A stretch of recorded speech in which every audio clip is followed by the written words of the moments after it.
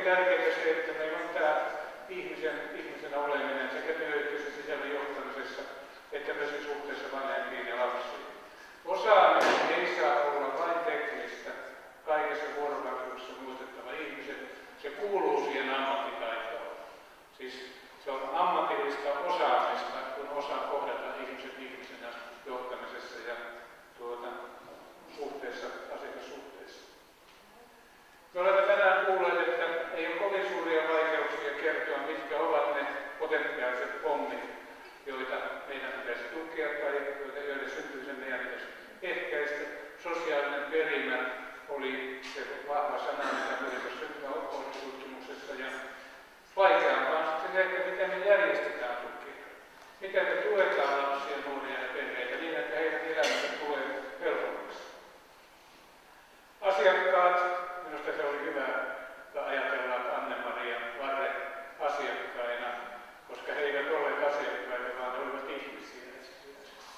He johdattivat meidät villakoiran ytimeen, mitä tarkoittaa todella perheen nuoren tukeminen, rinnalla kulkeminen. Ja sanoma oli selkeä, tämä on usein hukassa palvelujärjestelmässä, luottamus, vuorovaikutus, koppiterapiasta pitäisi päästä perheen ja nuoren arkeen.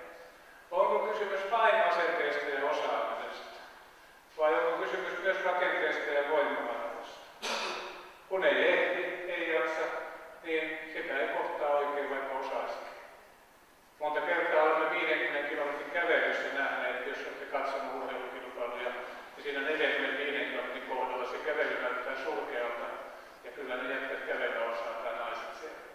Mutta kun voimavarat loppuu, niin kävelytyylikin menee sekaisin. Mulla on kyllä se käsitys, että meillä on tällä hetkellä jotenkin semmoinen tästä vanhasta rakenteesta tottuva exhaustio, joka saa aikaan sen, että ihmiset, jotka osaisi, ne ei vaan kerta kaikkiaan jaksa siinä tilanteessa toimia niin kuin pitäisi. Olemme monessa esityksessä kuullut sen, että joka pelkistää näitä ihmistä ei voi löytää yhden ahan sisältä. Ihminen syntyy ihmiseksi vasta vuorovaikutuksessa toisiin ihmisiin, ja vuorovaikutus on hyvinvoinnin välttämätön edellytys. Torituksen tulemisen kokemusten sijaan meidän pitäisi rakentaa aitoa osallisuutta.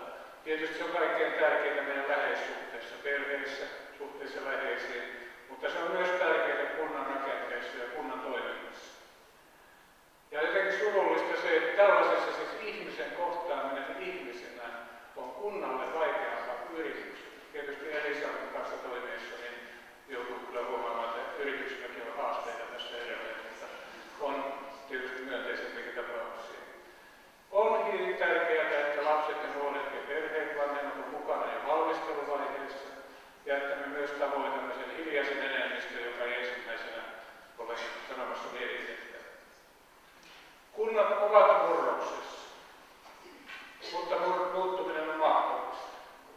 Me ollaan viime vuodet keskustellut kuntien rajoista ja mun henkilökohtainen käsitykseni on se, että me valitettavasti ollaan tämän takia menetetty vuosia kuntien sisäisen rakenteen uudistamisessa.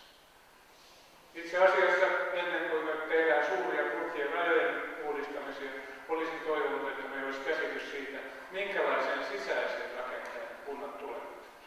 Ja väittäisin, että se on se varsinainen kuntauudistus tai kuntauudistuksen toisen vaiheen. Millä johtamisella ja rakenteella tehdään menestystarinalla 2020-luvulla? Ja Hämeenlinnan esimerkki osoittaa, että ei me voida mennä valtion ja lakien ja muiden selän taakse, vaan muutos on mahdollista, jos me halutaan tehdä sitä. Mutta siihen täytyy hyväksyä se, että vanhat rakenteet murtuu. Esimerkiksi Oulasjoella, Levin pohjoispuolella, kun katselee, kun kevättuuvat lähtee ja jäät murtuu, niin onhan se aikamoista kohinaa ja kaaosta. Kunnes sitten vähitellen sitten selkiytyy kaunis Lapin kevät ja kesä. Meidän samalla tavalla hyväksyttävä se, että todellinen muutos ei voi tapahtua pelkästään vain rauhallisesti, vaan se edellyttää tätä kaaosvaihetta, mistä edellinen edustaja puhuu. Ja se johtamisen haaste on se, että me kuitenkin hallitaan sitä kaaosta, johdetaan kaaoksen reunaan. Kasvatuskumppanuudesta tuli esiin tämä, että ensinnäkin perhetyö ja kotipalvelu on tärkeää erottaa toisistaan. Me tarvitaan molempia. Tarvitaan materiaalista apua. Köyhyydestä puhuttiin vetoavasti. Kun joutuu muutaman lapsen kanssa elämään jatkuvassa köyhyydessä, niin ei siinä hirveästi puheet auta. Suudelmilla eivät nälkäiset vatsat täydy, on kiinalainen viisaus tämän sanonut. Tarvitaan myös jotain muuta. Ja hyvin iso kysymys tässä kasvatuskumppanuudessa on se, että me emme palkkaa enää lisää vastaanottohuoneisiin henkilöstöä, vaan menemme sinne perheiden, lasten, arjen yhteisöihin. Ja kasvatuskumppanuus rakentuu myös kunnan sisäisessä näkökulmassa. Tämän päivän teema on tämä Oulun seudun lapsien nuorisopoliittinen ohjelma, ja se on nyt menossa kuntien käsittelyyn. Itse asiassa kuntien ohjelmatyö valmistui viime tammikuussa. Ja nyt on tosi iso haaste se, että kunnissa lähdette todella liikkeelle. Vanhemmat lapset, nuoret, kansalaistoiminta, yritykset, ne tulee kuntatasolla mukaan. Se ei seututasolla oikein toimi, ei ollut mahdollista. Ja ydinkysymys on hyvin yksinkertainen. Käytetään paljon rahaa, miten se käytettäisiin viisaasti. Nyt voi tietysti laajentaa kuntien toiminnasta, mutta olennaista on kuitenkin se, että me uudistetaan sitä kuntien toimintaa.